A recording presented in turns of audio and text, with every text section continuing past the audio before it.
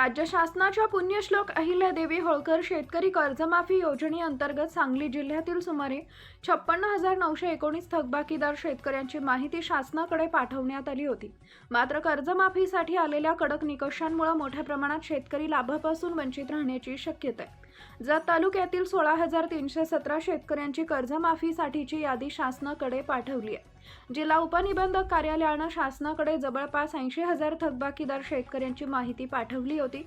यामध्ये मध्यम दीर्घ मुदतीच्या तसेच अल्प मुदतीच्या कर्जदारांचा समावेश होता। शासनाने कर्जमाफी जाहीर करताना केवळ अल्प मुदतीच्या कर्जदारांचा विचार केल्याने अनेक शेतकरी अपात्र ठरले।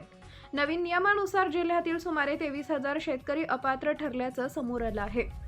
कर्जमाफीची अंतिम यादी जाहीर झाल्यानंतर लाभार्थ्यांची संख्या सुमारे 56,000हून 33,000पर्यंत मर्यादित राहण्याची शक्यता आहे।